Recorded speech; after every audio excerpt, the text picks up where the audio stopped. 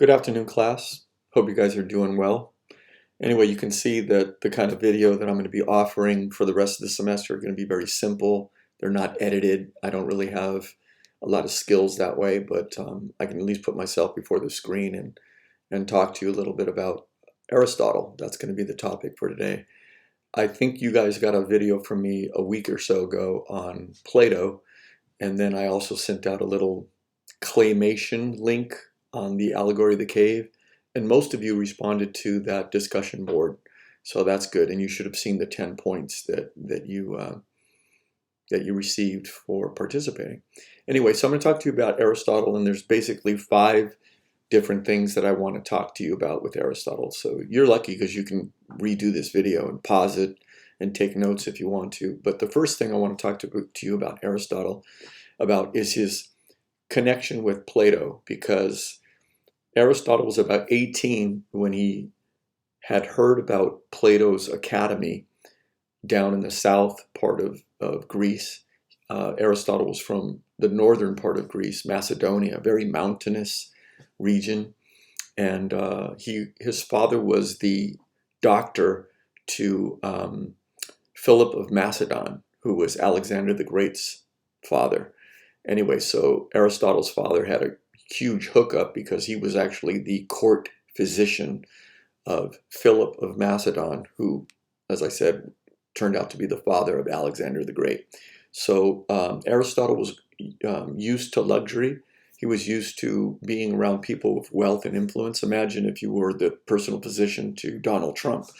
You would be in Trump Towers because that's where you would be visiting your clients. So anyway, Aristotle's father was a doctor, and Aristotle himself was a doctor, whatever a doctor means, 300 years before the time of Christ. I'm sure they knew basic herbs and, certain folk remedies. They didn't know any surgery. They didn't know about antibiotics or anything like that, bacteria or viruses. But anyway, so he was a doctor, Aristotle. Anyway, but he's a very bright person, and he heard about the academy, which was Plato's school down in the southern part of the peninsula where Athens is. So Aristotle traveled down, enrolled in the academy at the school. It wasn't much of a school. It was more kind of like an outdoor patio type of place where professors would just kind of sit underneath some trees and branches, underneath the shade, and kind of just met with students really informally. So anyway, Aristotle had heard that Plato had started a school, and he went down there and was a student of Plato and really liked Plato's philosophy, that two-world philosophy that I talked about before we broke. Before we broke our face-to-face contact. So I was telling you that Plato had this idea that there's kind of 2 worlds or 2 realities. There's the physical reality that we all live in, our bodies, the weather, trees and branches and things like that. In the real world, that's the world of matter. And that's the physical world that Plato knows about. But Plato also had this other idea of this form world, the idea of the second world of the forms. And in the form world, which is kind of an immaterial spiritual world, that's where all the ideas that we haven't discovered yet exist. For instance, I was telling you about the Pythagorean theorem and how for Plato, that theory existed as an eternal form, as an idea, eternally, before Pythagoras ever had thought about it. Because he thinks a squared plus b squared equals c squared. Whether anybody ever discovers that on planet Earth or not, that still is an intellectual, immaterial form. So Plato, in a lot of paintings that we know of Plato, he's always kind of pointing up to the sky. He's pointing up to that world of the forms. And I also told you that there are other things that exist in that form world as well. Ideas such as love, which is weird because you think, how could love have existed for eternity before there was any human beings? I mean, where was this idea of love? But Plato thinks it's a transcendent, eternal idea. And justice. There were no human beings around at the beginning of time. And yet Plato thinks that the idea of justice is eternal. Now, down in the world of matter, we see glimpses of love, like when two human beings really love each other. And I'm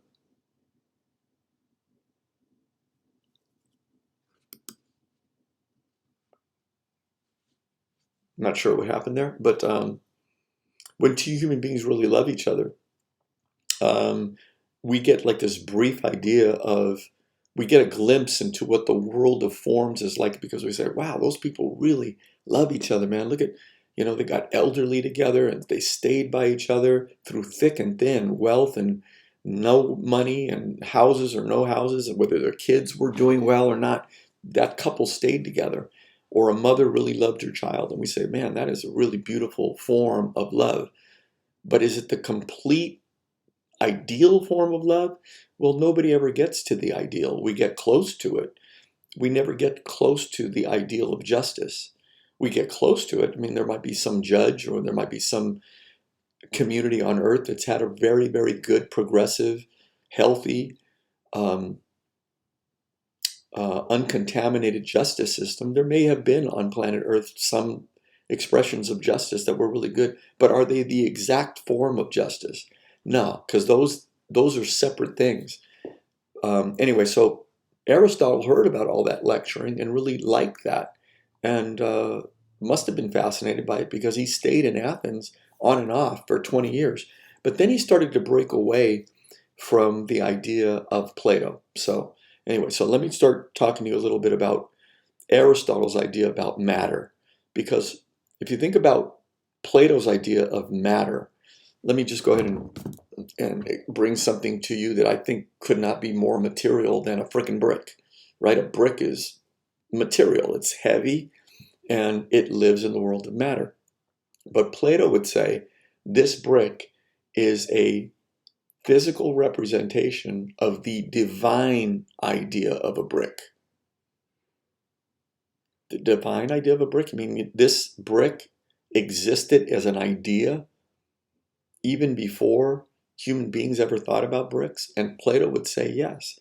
That's the problem that Aristotle started to have with Plato, because Aristotle must have liked the ideas of mathematical ideas existing. He must have liked that, even the idea of justice or beauty or love.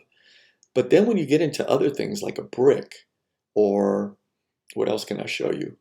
A coffee cup. Do these things exist as eternal ideas before they're ever even created? And Plato believes that they are. So Aristotle started to get a little bit uncomfortable with the idea that even simple things like a brick or a coffee cup would exist forever, even before they existed in the world of time. Mathematics, maybe, but the idea of physical things that we created in time, like bricks or chairs or desks or anything like that, the idea that those existed eternally as ideas, even before they got created in time, Aristotle started to get uncomfortable with it. So let me go into my second point that I wanted to talk to you about, the four causes. Now, if you guys are doing your homework, and I can't force you to do anything, man. The government can't force you to stay home if you don't want to stay home. I mean, that's up to you. And I can't force you to do anything either, or watch this video. But if you are reading in the book, you'll notice that the section on Plato, on Aristotle, he talks about the four causes. So let me talk to you about that. For Aristotle, as he starts looking at the world of matter, he starts thinking, I don't know so much about this ideal world. Aristotle's much more into the world of matter. Remember, he's a physician. He's a practical person. So for Aristotle, the brick, first of all, has a material cause. That's the first of the four causes, the matter. This brick has a material cause, and this material cause is, I've got a little thing here, you can't really see it well, but it's clay. You can't really see it because it's dried. But if I added water to this, it would turn like a dough, and I could work it into a shape. I could actually turn this shape of clay into something like this. So the first thing about this brick is that it's made out of matter. It's made out of clay, and it's hardened. The second cause that Aristotle thinks that Aristotle thinks describes this object. The second cause of this object is its form. So notice it's not just a lump of clay, it actually has a rectangular form. So that's the second cause for Aristotle. It's this brick is made up of the material of clay, but it's also shaped into a particular shape. And that's how I know what it is, right? If it has a shape, I can tell what it is. So that's the second cause, the formal, what Aristotle calls the formal cause, the form of this thing. And then Aristotle thinks there's a third cause, so material cause, the formal cause, which is the shape or the essence of the thing, which is clay, and then the efficient cause, that's the third cause, the efficient cause, that's the maker of the brick. So this thing was first a lump of clay, let me say, a lump of clay that got wet, it got hardened into this shape of the form, and then, but it was done by an efficient cause. Somebody had to turn this into this brick. So the efficient cause is the producer or the maker. We could say that if you were talking about a human being is made, my little human, a human being is made by his parents. So your parents are the efficient cause of you.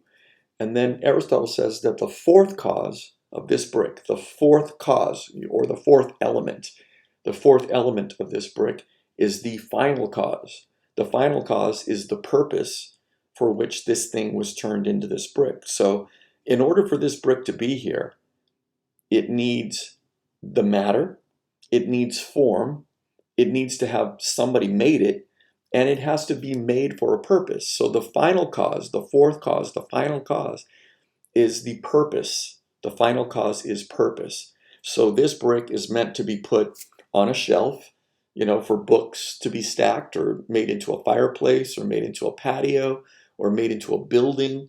This has a purpose.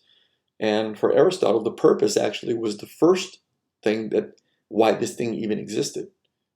Because you have to have a purpose for why somebody took this clay, wet it, and then put it into this shape. There had to be a purpose for that. And that's what he calls the fourth cause, which is the purpose, the final cause. He calls it final cause. It's the purpose of the brick. And Aristotle would say it's the first reason why this brick is even here. That makes sense, because there had to be a purpose as to why this was produced. So those are the four causes. So Plato doesn't have a very adequate description of matter, because he just says, in the material world, we don't really see things the way they are. I'm an imperfect reflection, I or you are an imperfect reflection of the divine form of, I shouldn't show them that way. This is the perfect form of man, let's say, as an idea. And you and I, in human reality, we're imperfect forms. We're kind of like, we don't really see the real reality of things. We see shadows. So I'm an imperfect expression of man, as you are an imperfect expression of man or teenager or young adult or woman or whatever. You and I are imperfect expressions of the divine world of ideas. So that's not a really good description of the world of matter, right? Just to say things are imperfect copies or representation of divine ideas, that's not really a really good, adequate description of matter. So Aristotle's he's bringing everything back into the world. Let's analyze the world. So that's why he looks at a brick some differently. He would look at this teacup, this coffee cup, as made of ceramic. It's got flowering and stuff. There was a purpose for why the ceramic was turned into this cup. So the first thing is the final cause. I mentioned it as number 4, but it's really the first reason why something is made. So somebody had an idea to turn this into a cylindrical form, and then to do that. But it has ceramic, I think it's clay basically. And then it's fired, it's made by a producer, it's got a form, and it's made for a cause. So those are the 4 causes. Once again, this pine cone, which I found outside my house, this pine cone has 4 causes as well. Every physical thing has 4 causes. These glasses have four causes: plastic, metal, form. They're made by freaking, I don't know, some company for Walmart or some shit. Anyway, so, and this has four causes too. So it's made up of some kind of branchy, fibrous material. That's the pine cone. So the matter of this is pine cone fiber. The form of it is pine cone. That's how I can tell what it is. The efficient cause of this pine cone is the pine tree, because it had to come from a pine tree.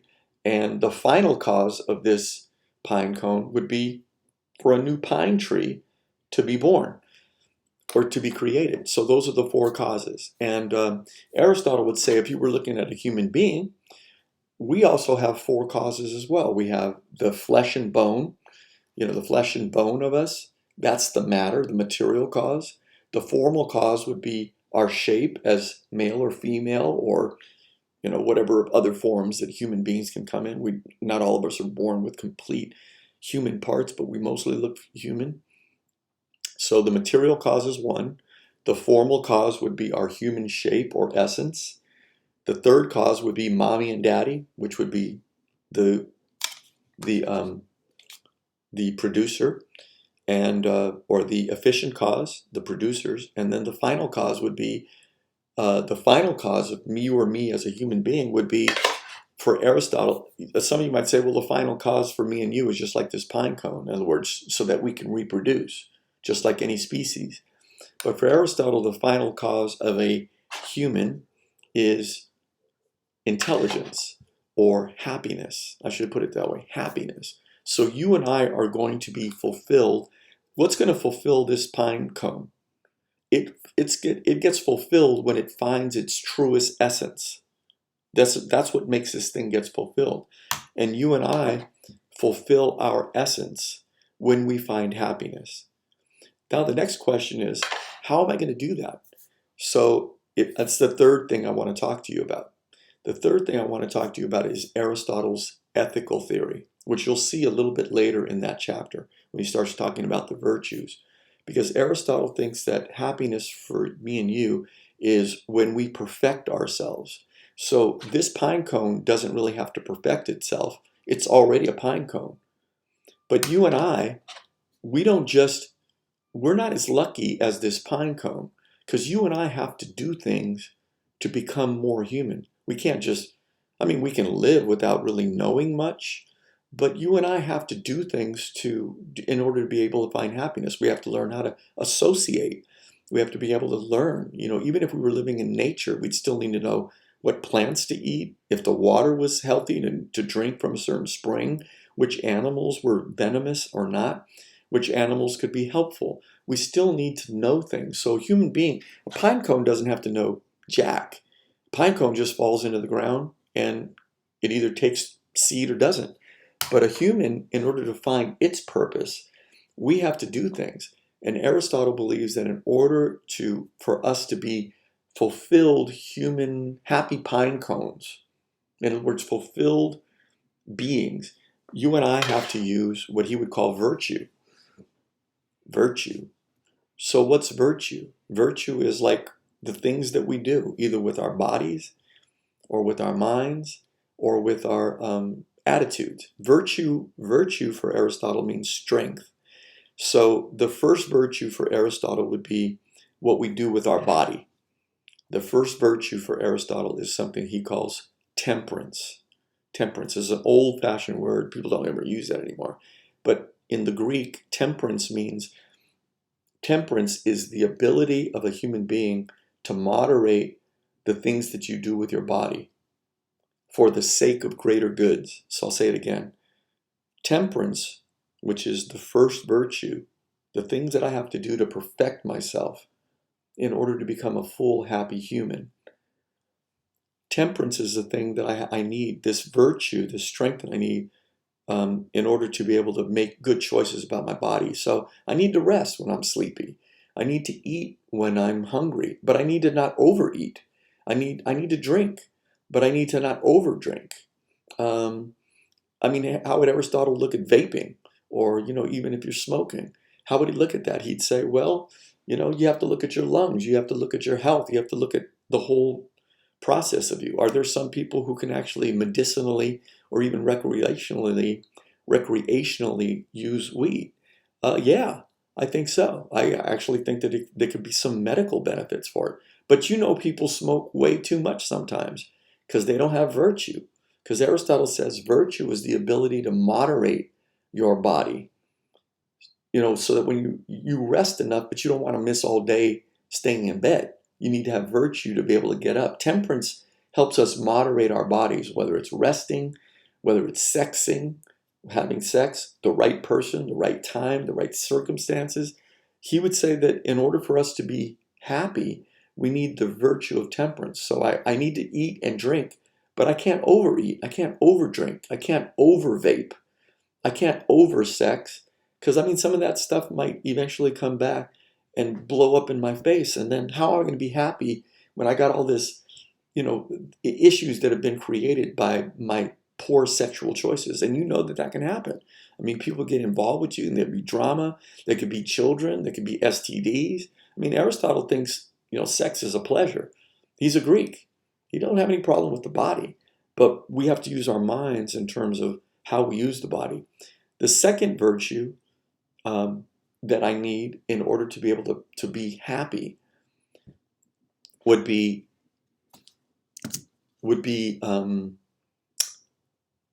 excuse me, my screen is kind of closing down. I forgot to take that off.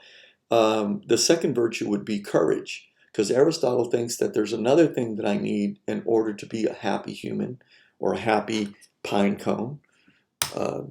Pine cones have it easier. They don't have to do shit. We do. So we need temperance. We need to exercise good deliberation about our bodies. But we also need courage, because courage is the ability to face up to difficulty, to face up to hardship. Courage is not just getting into a fight with a bully, although maybe you need to. It's anything. When you hold your ground in terms of your parents want you to go into a career, but you don't want to do that. And in order to do that, you'd end up losing yourself. So you need courage to be able to face your father, to face an employer, to face a teacher, to face a coach, to face the police, to face an employer, to create a resume, to handle the COVID virus issue.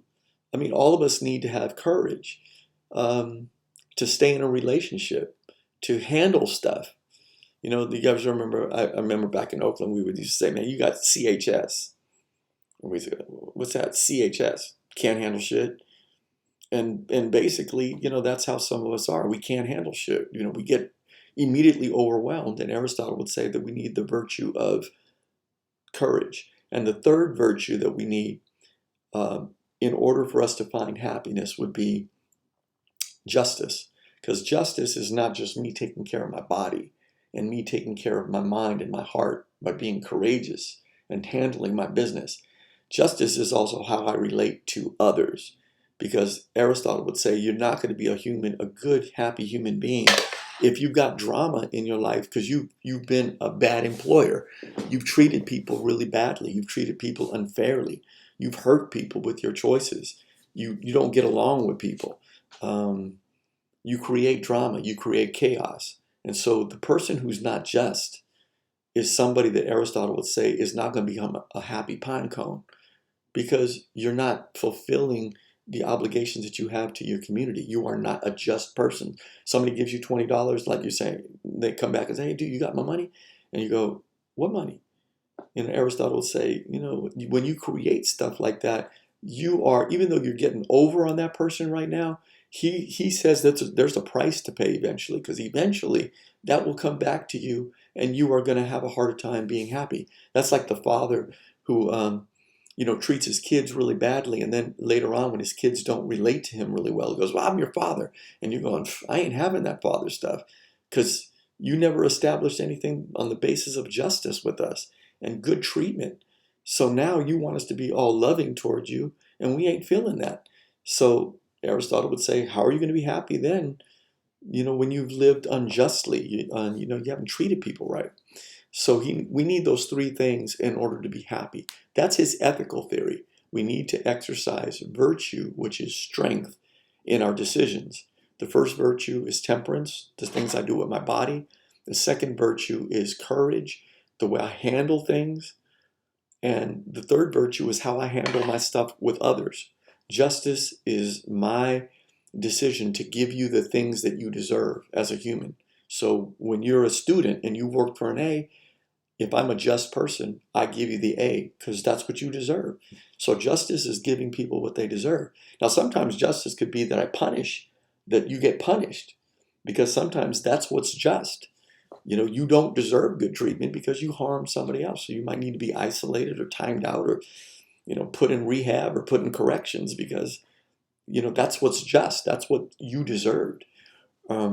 So justice is giving to others what they deserve. Most of the times it's good things, but sometimes it could be like a harmful thing or a painful thing because that's what you deserve. So that's how Aristotle is going to say, I'm going to become a happy human. That's his ethical theory. And in the book, it doesn't really explain it that way, but I think if you listen to my explanation, you can see it in the book. And I have a kind of a different kind of take on things, but hopefully it's a little bit more user-friendly. And then Aristotle also talks about the fourth thing that I want to talk to you about is the prime mover, which is his idea of a god. And he doesn't call it God.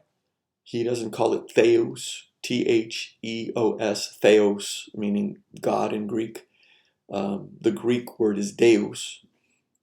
In Spanish, we say Dios. But theos, he doesn't call the prime mover theos. For him, it's kind of it's an intellectual being that's eternal and perfect.